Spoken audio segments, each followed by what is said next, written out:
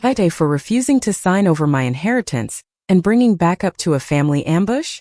The moment I walked into the private room at the back of the restaurant, I knew it was not the casual family brunch my mother had promised. The lights were too bright, the table was too clean, and there was a thick stack of papers in the center next to a pen that was not mine. A lump formed in my throat when I saw the man in a suit already seated, his laptop open and his gaze fixed on me instead of the menu. My mom smiled as if this was all normal, saying we just needed to talk about what was fair after my dad's passing. I am Austin and I am 28. I work remotely in tech and know enough about contracts and online banking to spot a trap when I see one. Still, nothing prepared me to hear that this stranger was her lawyer, and the documents before me were drafted to redistribute my inheritance so everyone could share. He slid the agreement across the table.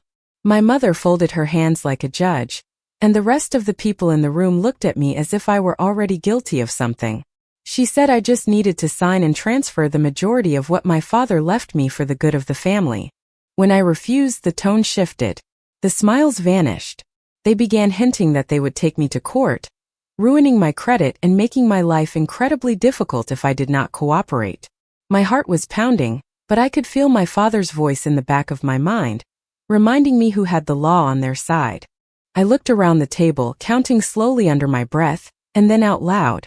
1, 2, 3, 4, 5. There are a lot of you.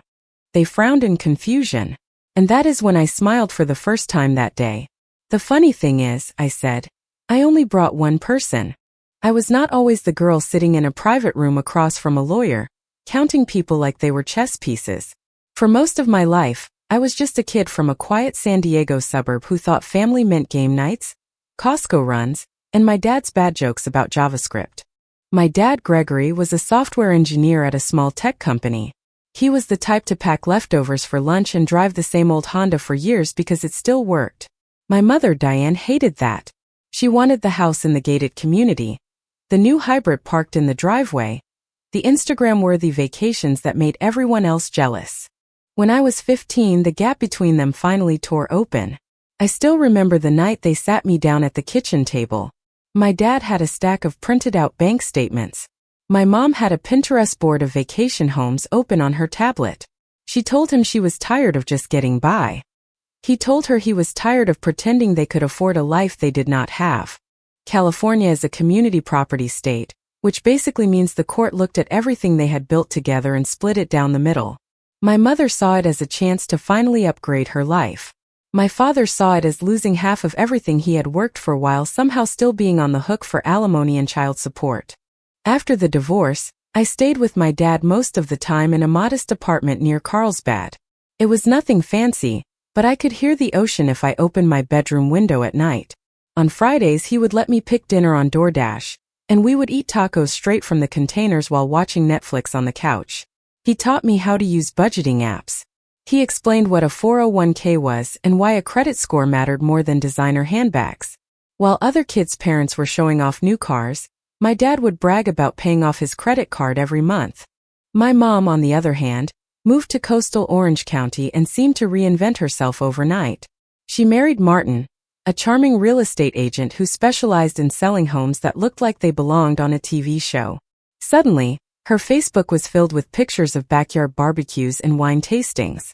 She had 2 new kids, Paige and Nolan, and they all wore matching outfits in their Christmas photos. Technically, I was still her daughter, but most days, I felt like a guest star in the perfect family she was trying to build. Every time I scrolled past her posts, it was the same thing. So proud of my amazing family. So blessed. Living my best life. I was never in the pictures. She did not call to ask how my exams went or what I wanted to do after high school. She called to tell me Paige made the varsity team or that Nolan won some tournament. The only time my name came up was when she was complaining to my dad about money. My dad would come home from those calls a little quieter, a little more tired, but he would always bounce back by putting on an old movie and making popcorn on the stove. On weekends we would hike in the local canyons or drive up the coast for cheap day trips. He would point to houses on the cliffs and say, "People get obsessed with those, but they go to bed with the same problems as everyone else." He kept his life simple, but it felt real. At night, when I would worry that I was the reason everything fell apart, he would sit on the edge of my bed and tell me, You do not owe your future to anyone just because they share your last name. Build something real, something that is yours. Those words sounded dramatic back then, like something a dad in a movie would say. I did not know he was quietly meeting with a lawyer, updating paperwork, making sure that if anything ever happened to him, I would not be at the mercy of my mother's idea of fairness. I thought the worst of my life was already over when the divorce was finalized and everyone moved on. I had no idea that years later, a late-night drive on the I-5 would take my father from me and turn those quiet money lessons into a life-or-death battle for everything he left behind. When you grow up with a father who double-checks every seatbelt and reroutes to avoid traffic just in case, you never think his story ends in a car accident. But that is exactly what happened. On a rainy Tuesday night, he was coming home on the I-5 after staying late at the office to finish a release. A drowsy driver drifted into his lane, a chain reaction started, and by the time the highway patrol called me, my dad was gone. The world went quiet the way it does when someone is completely cut out of your life. The funeral was small and simple, just how he would have wanted it. A few coworkers from his tech company, a couple of neighbors from the apartment building, and me standing there trying to breathe around the knot in my chest. My mother showed up in funeral black like a movie widow, Martin at her side, Paige and Nolan standing a little behind them like props. She cried so loudly everyone could hear, hugging people she had not spoken to in years, telling anyone who would listen how heartbroken she was. I stood by his urn thinking, you did not love this man. You loved the life he could not give you. After the service, as people were still trickling out to the parking lot, a woman in a navy blazer and practical heels approached me. She introduced herself as Erica, my father's lawyer. We sat at a metal picnic table outside the church. The air smelled like flowers and coffee. She explained that my father had been meticulous, that he had updated his will more than once after the divorce, and that he had been concerned about potential pressure from my mother. It was her polite way of saying he knew my mom would come for his money the second he was gone. According to the will, everything that was undisputedly his separate property after the divorce, plus the assets he had built since, went to me. The condo in Carlsbad, his tech stocks, some Apple stock, some index funds, his IRA, and his 401k rollover. It was not billionaire money, but it was the solid, careful wealth of a man who had spent his whole life being responsible. I should have felt guilty knowing it was all for me. Instead, I felt sad and strangely proud, like he had managed to protect me even from beyond the grave. Erica walked me through the California probate process, how the court would essentially validate the will, oversee the transfer of assets, and make sure no one could contest it without valid grounds. She looked me in the eye and said, "Your father was very clear, Austin. He wanted you to have control of your future without interference." The word interference hung in the air like a storm cloud, and right on cue my phone vibrated. It was a text from my mother, a long paragraph about how we needed to talk, how your father would want you to think of the whole family, how we should handle his estate like adults. She did not ask how I was. She asked when we could talk numbers. At first, I tried to give her the benefit of the doubt. I replied politely. I told her we could talk after the probate process was underway and mentioned Dad had a lawyer. She ignored that part and launched right into asking for a rough estimate of what he had left, as if she were pricing out a property. When I did not respond quickly enough, she started guilt-tripping me. She reminded me of all the time she had taken care of me as a kid, how expensive my teenage years were, how Paige and Nolan needed help with college. It was always the same phrase over and over. We have to think of the family. She meant her new family. I forwarded the text to Erica. She told me not to share any specific balances or documents, not to sign anything, and not to agree to any private deals. She said if my mother wanted to contest the will, she could hire her own lawyer and file, but based on the documentation my father had prepared, it would be a long shot. I chose to trust the woman my father had trusted, even if it meant disappointing the woman who gave birth to me. That is when my mother's tone shifted from emotional manipulation to soft threats. She started leaving voicemails about how expensive lawyers were, how this could drag on for years, how my credit could be affected if it turned into a messy legal dispute. She would usually tack on something sentimental like, "I am just trying to look out for you," before adding, "You do not want this to get ugly, do you?" It was like listening to a sales pitch wrapped in a Hallmark card. The more I held my ground, the more desperate she sounded. I stopped answering her calls and wrote everything down. Dates, times, what she said. My father had taught me that fights about money make people reckless, and reckless people leave a trail. A few weeks after the funeral, the will was officially validated. The condo, the accounts, everything was transferred into my name. Erica sent me a tidy folder with legal copies and a calm email about next steps. Within 24 hours, my mom sent an email too. The subject line was family meeting, and the body was full of phrases like clearing the air, discussing our options, and finding a fair solution. She said it would be just us, a small group, nothing formal. She suggested a nice restaurant in Irvine, and said she would make a reservation in a private room so we could talk openly. I stared at the email for a long time, that familiar knot in my stomach.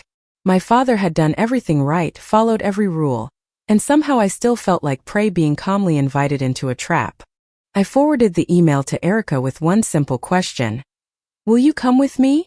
Erica did not hesitate. She called instead of emailing back, her voice firm in a way that finally made me unhunch my shoulders a little. She said she would be there, that I was not going into any meeting alone, and that if my mother wanted to play with legal documents, she had picked the wrong opponent. The day of the family meeting, I drove to Irvine with a pit in my stomach and a folder in my bag. Inside were copies of the will, the probate confirmation, and a legal pad where I had jotted down the dates and summaries of every guilt-laden voicemail and text my mother had sent since the funeral. It was my little paper shield against years of being told I was ungrateful every time I did not give in. We agreed on a simple plan. I would go in first, see who was there and what was on the table. Erica would wait nearby and come in when I texted her. That way, my mother would not have a chance to frame it as an ambush, even though that was exactly what she had planned for me. The restaurant was one of those places with uncomfortably quiet music and water glasses that never seemed to empty. A hostess led me past couples on dates and business lunches to the very back, where a frosted glass door with a private sign was already closed. My heart pounded against my ribs as she pulled it open and I stepped into the room I described at the start of the story. My mother was sitting at the head of the table in a black silk blouse, her posture perfect, as if she were chairing a board meeting. Martin sat to her right in a blazer that looked expensive but fit a little too snugly, as if he had outgrown the version of himself who had bought it. Paige and Nolan were there too on the other side of the table, next to a man in a gray suit with a sleek laptop open. No one had menus. There was a pitcher of water, a neat stack of papers and one pen perfectly aligned on top. "Austin, you made it," my mom said, as if I had arrived early to help decorate for a party. "We just want to talk." The man in the suit stood and offered his hand. He introduced himself as Trevor, a lawyer, helping the family explore options regarding your father's estate. The way he said family made it sound like everyone in the room had lost what I had, like we were all equals just trying to split up the grief. I sat down slowly, my eyes on the first page of the stack in front of me. It had my name on it and more legalese than any normal person would willingly read over lunch. Words like redistribution, voluntary settlement, and irrevocable. My stomach lurched. "Before you get scared," my mother said, leaning forward with a look of practiced understanding, "we just want to make sure everyone is taken care of. Your father's will did not consider the reality of the family today. Things are different now." She gestured to Paige and Nolan as if they were line items on a budget. "College is expensive, life is expensive. This is just about fairness." Trevor took over, explaining that the document was a family settlement agreement that would allow me to transfer a reasonable portion of the inheritance into a shared trust. Reasonable, according to the numbers printed in black ink, meant about 65%. He said it in the same tone someone would use to suggest splitting the check. I stayed calm, but inside I could feel my temperature rising. My dad had worked overtime, driven that beat-up car, skipped vacations for years, and now I was being told that honoring his wishes was selfish. "No one is trying to take anything from you," my mother added, which was almost funny considering the contract literally existed to take things from me. "We just do not want this to turn into a long, ugly legal battle. That would hurt your credit, your future. We are handling this privately, like adults." I thought of the text she had sent me. Trevor's voice sharpened every time he said the word fair. I thought of my father sitting on the edge of my bed, telling me I did not owe my future to anyone. I took a deep breath. So, I said carefully, if I do not sign this, what happens? The temperature in the room dropped a few degrees. Martin shifted in his seat. Paige stared at the table. Nolan was still looking at his phone, wishing he were anywhere else. Trevor folded his hands, giving me a look that might have been intended as kind. Then things could get complicated, he said. Your mother could contest certain aspects of the probate. There could be long delays, legal fees, public records. It could impact your credit, your ability to manage the assets quickly. Conflict is stressful. We are trying to avoid that. My mother jumped back in, her voice just tight enough to let the mask slip. We are giving you a chance to show you care about this family. You are not the only one who lost something, Austin. Paige is applying to college.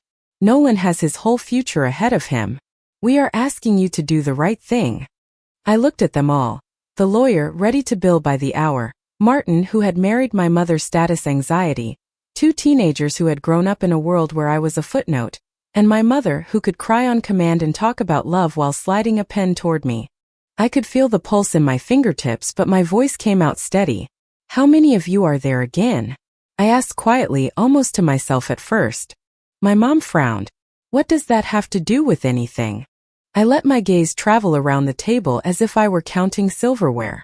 1, I said, nodding at my mother. 2 at Martin. 3 for Paige and Nolan. I paused at Trevor. 5. The room was silent except for the soft murmur of the restaurant outside the door. That is a lot of people, I said finally, meeting my mother's eyes. Confusion flickered across her face, then irritation. Austin, this is not a joke. I smiled. For the first time since I had walked in, I felt something other than fear. I felt prepared. You are right, I said. It is not. I reached down, pulled my phone out of my bag, and typed a single word I had already saved as a draft before I arrived. Then I placed the phone face down next to the untouched pen. The funny thing is, I added, I only brought one person. A few seconds later, there was a soft knock on the door, firm and precise.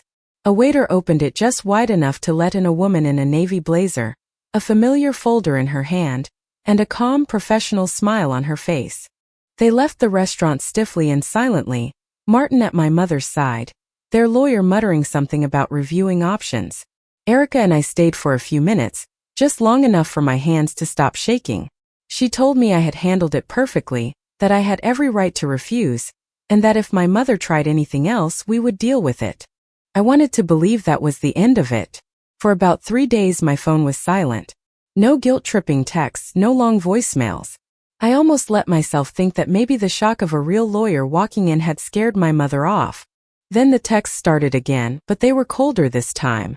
She sent a long one about how disappointed she was, how ashamed my father would be. How could money change you like this? She wrote. She hinted that if I continued to be stubborn, I might regret how complicated things could get with accounts and paperwork. It did not feel like a threat of more informal meetings. It felt like a warning from someone who had finally accepted she could not get what she wanted by asking nicely. I forwarded everything to Erica. She told me to save every message and not to respond. Then she added something that made my stomach churn. If she cannot move you emotionally, she might try to move you financially. That night, I sat at my kitchen counter with my laptop open and went through every single one of my accounts. I changed my passwords, enabled 2-factor authentication on my banking and investment apps, reviewed my security questions, and put a freeze on my credit with all 3 major credit bureaus. It was the adult version of locking the door, one app notification at a time. My father used to say that in this country, your data is worth more than the cash in your wallet. I never really felt the weight of that until I was clicking through settings with my heart pounding, imagining my mother whispering my childhood address and my first pet's name into some login screen. A few days later, I got an email that looked identical to the ones my bank usually sent. Same logo, same colors, same subject line. Important. Action required. The only reason I hesitated before clicking was that the timing felt off. I had just updated my security, and the universe is rarely that intuitive. I hovered my cursor over the link instead of tapping it. The URL was close but not quite right, one of those fake domains you only notice if you are already suspicious. A chill went down my spine. Someone had not just guessed my bank, they had been paying attention. I called the bank directly, using the number on the back of my card. They confirmed they had not sent any security emails that week, and that there had been at least one failed login attempt from an unrecognized device on one of my investment accounts. The representative helped me lock everything down even tighter, then told me to file a report with the local police and the bank's fraud department. It felt surreal, sitting in my little living room with Netflix paused on some dumb sitcom, while explaining to a detective over the phone that my own mother might be trying to fish her way into my inheritance. He suggested I also file a report through the FBI's Internet Crime Complaint Center, the IC3. It seemed intense, like something people do when strangers overseas steal their crypto, not when their mom lives an hour up the freeway. Still, I filled out the form attaching screenshots of the email and the notes from the bank about the failed logins. Erica reviewed it all and told me I did the right thing. If this escalates, she said, you want a clear trail that proves you were not imagining things. The next step was to protect the one thing I had never thought of as part of my security, my front door. One day on my lunch break, I ordered a doorbell camera and a couple of small security cameras like someone might impulse buy shoes. They arrived 2 days later in neat cardboard boxes. Installing them felt both ridiculous and empowering. I walked around my apartment with my phone, checking the angles, making sure every doorway and the area near the building's mailboxes were in view. It felt dramatic until I imagined my mother leaning over my mailbox or sitting in her car in my driveway, logging onto my building's guest Wi-Fi, and pretending the internet owed her a cut. For a while nothing happened. The cameras alerted me when the mail carrier arrived, or when my neighbor wheeled her recycling bins past my door, but that was it. I settled back into my routine: remote work, YouTube yoga videos, late night scrolling Reddit. One sleepless night, I posted a long, anonymous version of my situation on a legal advice forum. I changed names and locations, but I told the truth about the inheritance, the pressure, the fake family meeting, the weird bank email. The comments flooded in. They told me to listen to my lawyer, not to meet my mother alone, to get everything in writing, to treat this like a crime, not a misunderstanding. Some even admitted they had gone through similar things when a parent passed away and money was involved. Reading those stories made me feel less crazy and more focused. I was not overreacting, I was responding. 2 weeks later, on a Tuesday afternoon while I was in a Zoom meeting, my phone buzzed with a motion alert. Someone was in front of my building. I glanced at the thumbnail and saw a car I recognized from years of school pickups, Martin's SUV, and my chest tightened. I turned my camera off in Zoom, feigning connection issues, and pulled up the live feed. Martin was parked at the curb, engine idling. He had his laptop open on his lap, the glow of the screen illuminating his face. A second later, another notification popped up. Motion detected near mailboxes. The second camera showed my mother standing there, her phone pressed to her ear, glancing around as if checking to see if anyone was watching. My heart was beating so loudly I could hear it through the tiny audio feed. I watched my mother speak into her phone, then looked toward Martin's car. Almost simultaneously, my banking app sent a notification.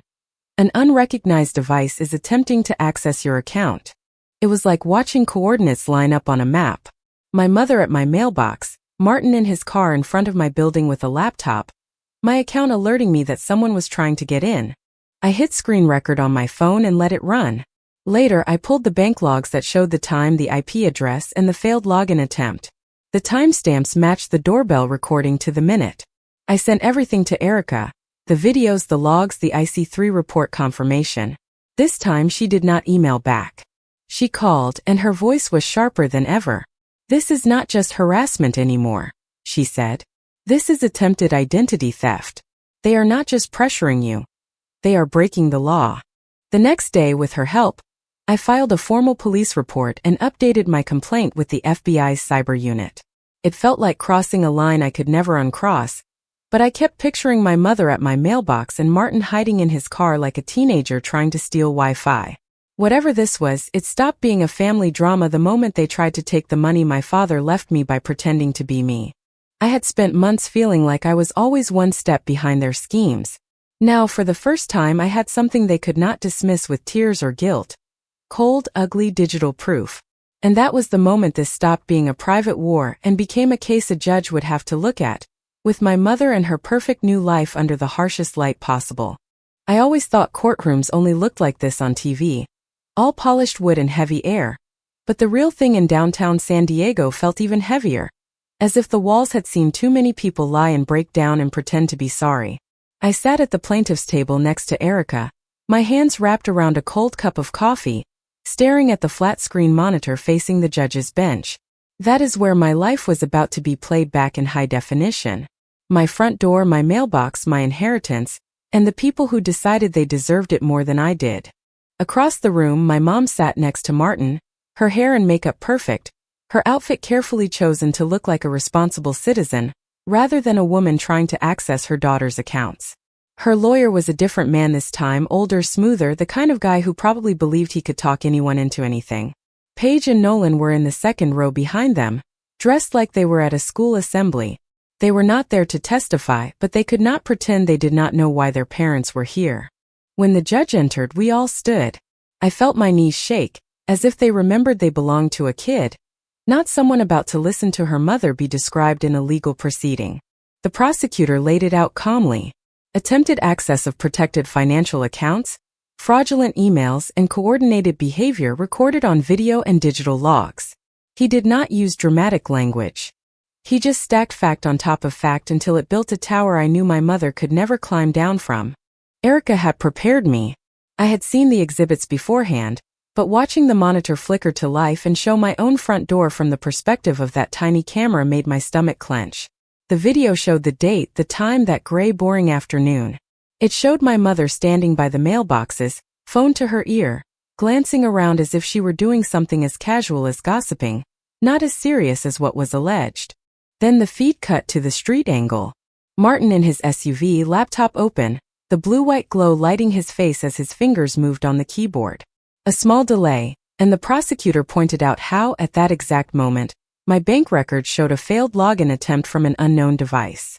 Then they showed the screenshot of my banking app's notification, the one that had made my heart pound while I watched the live feed. The timestamps lined up almost perfectly. It was like watching a police procedural where the person of interest was played by your own family. Their lawyer tried to spin it. He said it was a misunderstanding. My mother was just checking on paperwork, Martin was helping her with online access, and they believed they were accessing an old joint account from the marriage. He tried to paint me as paranoid, resentful, making a drama out of grief and confusion. I just sat and listened because I knew what was coming next. Erica stood, calm and precise. She reminded the court that the will had been fully probated, that my father's accounts were in his name and then mine. No joint access, no gray area. She presented the emails, the fake bank link, the IC3 complaint, the texts where my mother had hinted at accounts and paperwork getting complicated if I did not cooperate. She played one of the voicemails, where my mother's voice strained just enough to show the threat underneath the sugar. By the time I took the stand, the story was already clear. My job was not to perform. It was just to tell the truth as steadily as my father would have recounted a bug report. I told them about the family meeting, the settlement they tried to force on me in that private room, the pressure, the threats, the sudden appearance of phishing emails after I refused. I explained how I had changed my passwords, frozen my credit, and been told by my bank that there were failed logins. I described watching the doorbell footage in real time and feeling every piece click into place. The prosecutor asked me how it felt to realize my own mother was behind it. A lump formed in my throat, but I answered honestly.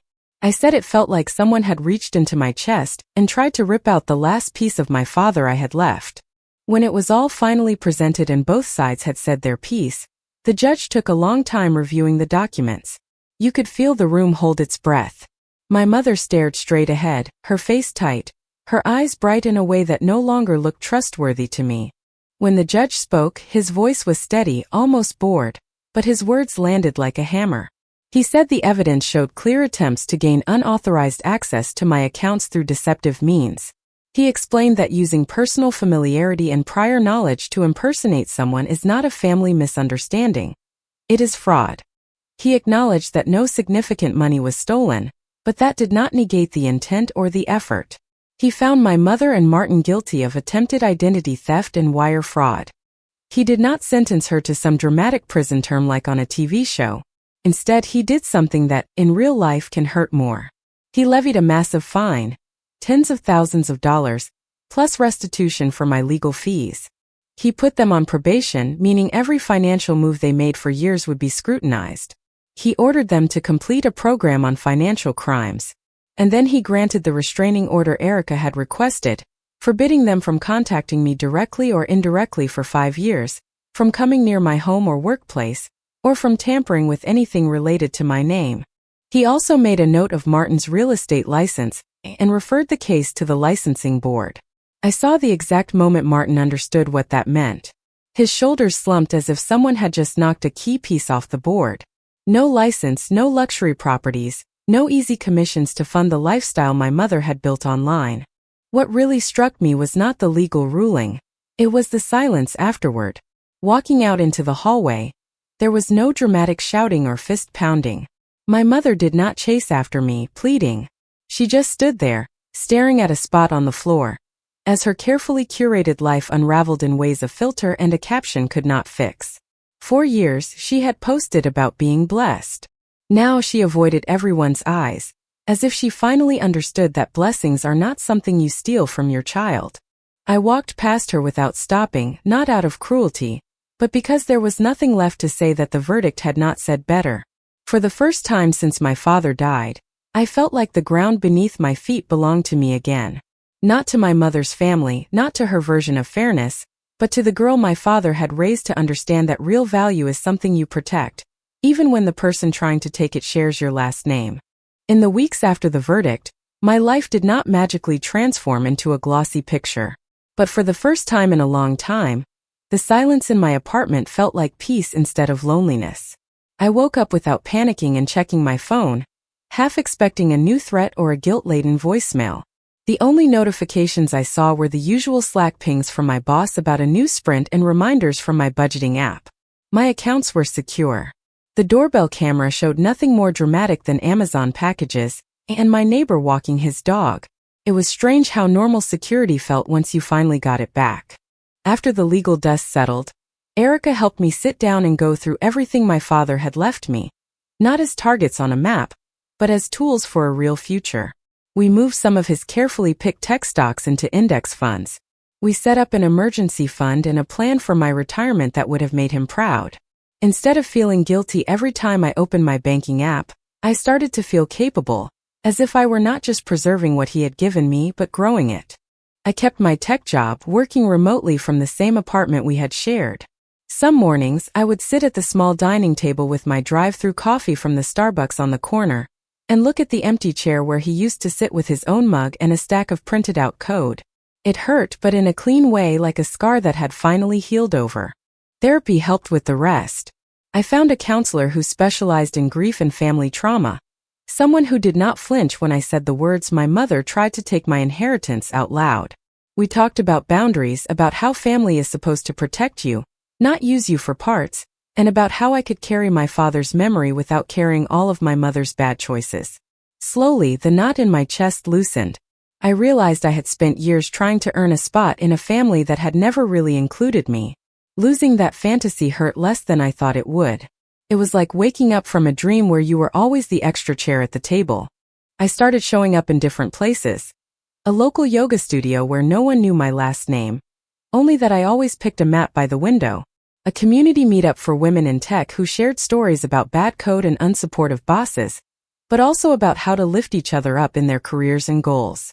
Online, I moved away from doom scrolling and toward communities that actually helped people. I messaged a moderator on a personal finance forum, asked how I could contribute without oversharing. Together, we cleaned up my old anonymous post on the legal advice subreddit and turned it into a guide. How to document financial concerns, how to protect your accounts, how to recognize when family talks about money have crossed into manipulation. With some of the restitution money and a piece of my inheritance, I made a donation to an organization that supports victims of identity theft. It felt right that some of the money involved in my mother's actions ended up helping people whose lives had been shattered by the same kind of situation. I did not post about it on social media. I just saved the confirmation email in a folder titled, "Dad would like this." As for my mother, the consequences the judge laid down delivered on their promise. The fines and legal fees forced them to sell the huge house she used to brag about online. Martin's licensing issues meant fewer deals, less income, and fewer posts about finding your dream home. Her Instagram posts dwindled, then shifted from champagne and sunsets to vague quotes about starting over and finding out who really has your back. None of those posts mentioned my name. The restraining order kept them out of my inbox and off my doorstep. Paige and Nolan did not reach out, and I did not go looking for them.